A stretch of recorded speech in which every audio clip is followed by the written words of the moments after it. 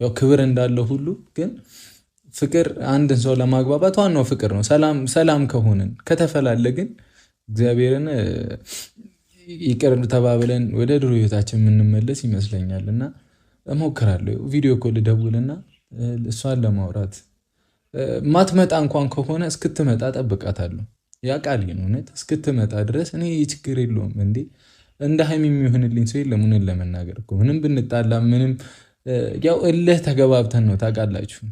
እልህ በጣም እልህ ያስይዛሉ አለ አይደለ? አንዳንዴ መወሰን የማትችሉ ሰው ይመስለውና ላይክ በቃ እዛ ሙድ ውስጥ እኔ እየተናገርኳት የነበረው እሷ በምትናገረኝ ሀሰንም በሚለኝ ነገር ምናምን ልብ ስላቸው ምናምን በቃ እዛ ከእሷ ውጭ ማልኖር ምናምን ያናድዳችኋል ነገራቶቹ ምናምን እና የሚወራው ቤተሰብ በአዲስ ርዕስና በአዲስ ቪዲዮ መጥቻለሁ ማለት ነው። መግቢያው ላይ እንደሰማችሁ እንዳዳመጣችሁም ስለ ሀይሚና ስለ ብሩኬ አዲስ ነገር ተሰምተዋል ማለት ነው። ቪዲዮውን እስከ መጨረሻ ተከታተሉኝ። አስተያየት ካላችሁ በኮሜንት አሳውቁኝ። እንደውም ላይክ፣ ሰብስክራይብ ማድረጋቸውንም እንዳትረሱ ማለት ነው። እና ሰሞኑ በሀይሚና በብሩኬ የተፈጠረ ነገር ያው ሁላችሁም ታውቃላችሁ። አሁን ላይ ግን በትንሹ ደስ የሚል ነገር ተሰምተዋል ማለት ነው። እንዳያችሁ እንደሰማችሁም ደግሞ ሀይሚም ብሩኬ ጋር ስልክ ደውላ አለሁ በማለትም ሞራል ሰጥተዋለች። እንደውም ያው በቪዲዮ ነው የተደዋወሉ ማለት ነው። በጣም ደስ ይላል ማለት ነው። ያው ተስፋ አለ ማለት ነው። እንግዲህ ብሩኬ ምን እንዳለ ሰምታችኋል ማለት ነው።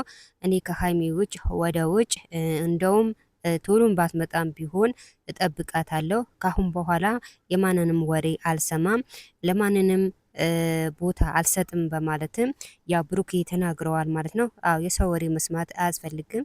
አሁን ላይ ብዙ ሰዎች የሰው ህይወት ማበላሸት ይፈልጋሉ። የሰውን ትዳር ማበላሸት የሚፈልጉ ብዙዎች አሉ እና ብሩኬ ምን እንዳለ ሰምታችኋል ማለት ነው። ብሩኬ በሰው ብዙ ነገር ተምሬያለሁ፣ እንደውም ከዛም አልፎ ስለ ሀሰንም አንድ እንትኑ ጠቅሰዋል ማለት ነው። አሁን በኋላ ሀይሚ ምንም ብታስቀየመኝም ምንም ብታረግኝም ምንም አላስከፋትም በማለትም ያው ተጸጽተዋል ማለት ነው። ሀይሚም እንደዛው ማለት ነው።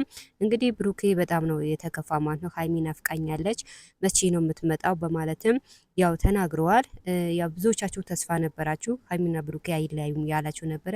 እውነትም አይለያዩም። እንግዲህ ያው ብሩኬ ካሁን በኋላ እንደ በፊት ስቀን ተደስተን አንድ መሆን እፈልጋለሁ፣ ፍቅራችን ይመለስ፣ ወደ ቤታችንም መግባት እንፈልጋለን፣ ከመሀላችን ያለን ሰይጣን ይውጣ በማለትም ያው እንዳያችሁ ተናግረዋል ማለት ነው። በጣም ደስ ያለው አንድ ሰው መሸነፍ አለበት። የልህልህ ምንም ጥቅም የለውም። ብሩኬ ያው ሰምታችኋል። እኔ ምልኸኛ ሆንኩ እሷ ምልኸኛ ሆና ነው ለዚህ የተዳረስ ነው አለ ብሩኬ።